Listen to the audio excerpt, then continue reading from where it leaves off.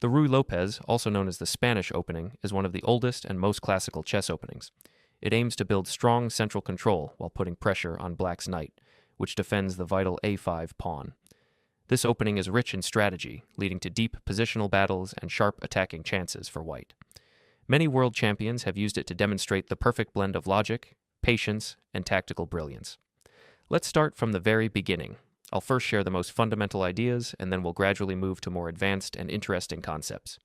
So, why does the Ruy Lopez begin with the move pawn to e4? What is the purpose behind it? Well, to launch a successful attack in chess, there are basically two key preconditions. You must develop your pieces and control the center.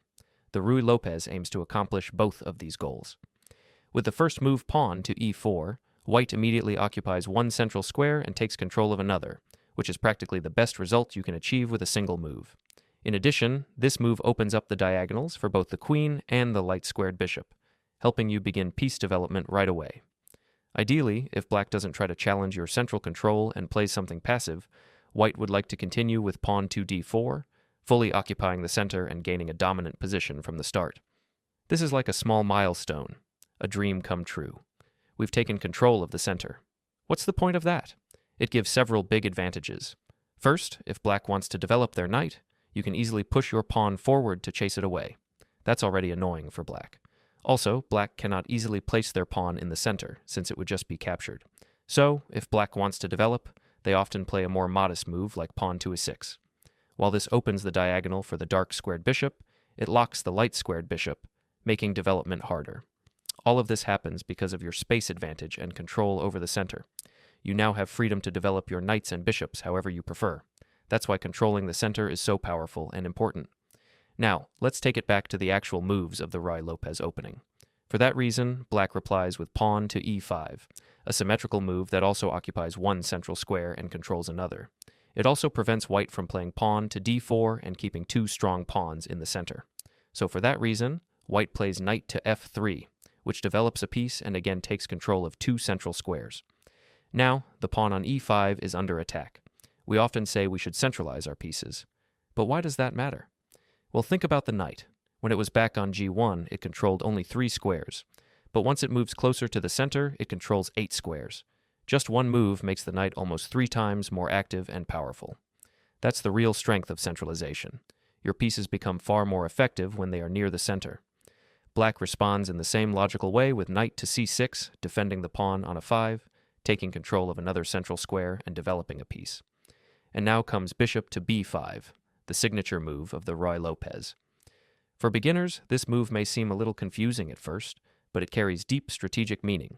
It puts pressure on the knight on c6, which is defending black's central pawn on e5. If you only think about checkmating the king, you might want to place your bishop on c4, like in the Italian game, where it targets the weak f7 square near the black king. Against a beginner, this can work fast, but if your opponent has some experience, this quick attack often fails.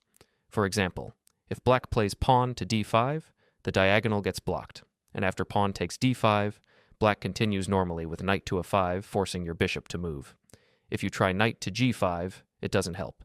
Black can chase your pieces, win back the pawn, and pawn on d5 even start attacking you. That's why early attacks rarely work. Strong development and center control are much safer and smarter. I'm not saying this position is terrible for white, but that quick attack didn't really achieve anything. It didn't win material or lead to checkmate. So, let's go back a bit. After some experience, players realized that attacking the black king too early simply doesn't work. Instead, we must return to the two main principles of a successful attack: development and control of the center. White's plan is clear. First control the center, then develop the pieces properly, and only after that, start a real effective attack. With that idea, the move bishop to b5 makes perfect sense. Since black has just played knight to c6 to control the center, white places the bishop on b5 to attack that knight and increase the pressure. This move develops a bishop, helps prepare for castling, and gives white the possible option to exchange on c6 later, gaining full control over the central squares. You don't have to do it immediately, but it's a strong option to keep in mind. Whenever an opportunity arises, you can do that, thanks to the bishop on b5. If black wants to develop their light-squared bishop by pushing the pawn forward, it creates an unpleasant pin on the knight. That's the logic behind bishop to b5. It supports white's plan to control and influence the center while countering black's play. Then black plays pawn to a6, the most classical move. Its goal is to push the bishop back so it's less annoying. Black doesn't mind a possible trade on c6 because generally a bishop is stronger than a knight, so this exchange favors black. Also, white can't win the undefended pawn on a5, because if white captures it, black plays queen to d4, a strong counterattack against white's knight and pawn. As the knight moves back, black recovers the pawn and gives a check, forcing white's king to move and lose the right to castle. So, white's plan backfires, and the position may even become slightly worse for white. That's why after pawn to a6, white simply retreats the bishop, keeping the same pressure and ideas, maybe to capture later or just hold the tension without trading the knight. The idea behind black's move pawn to a6 is that it prepares pawn to b5 whenever needed, to drive the bishop back completely. Black doesn't have to play b5 immediately, since bishop takes c6 isn't a real threat. That trade favors black. But if the pin ever becomes annoying, black can push pawn to b5 to remove the bishop. Therefore, black continues with pawn to a6. Now black develops the knight to f6, attacking the pawn on a4 and helping control the center.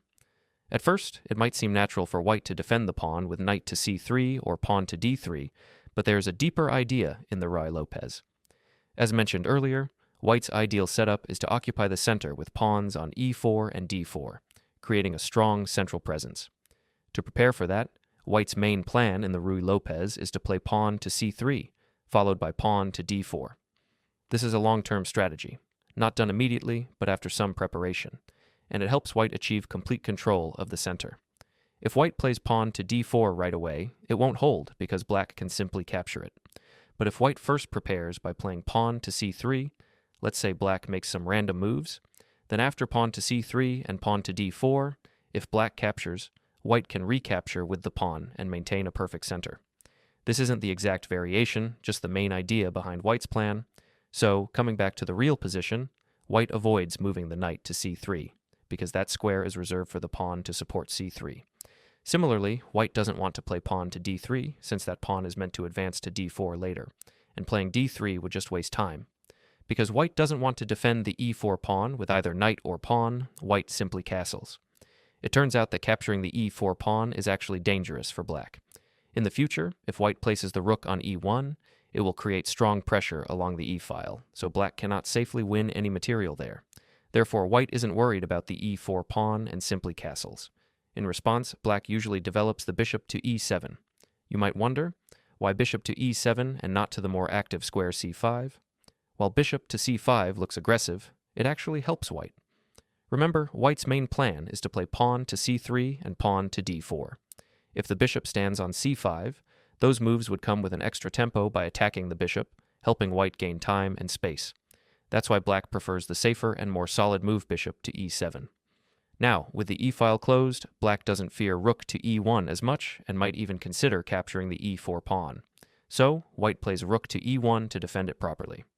With the pawn on e4 now secure, white also renews the threat to black's pawn on e5. If black castles, white can exchange the knight on f6 and then capture the pawn on a5 comfortably.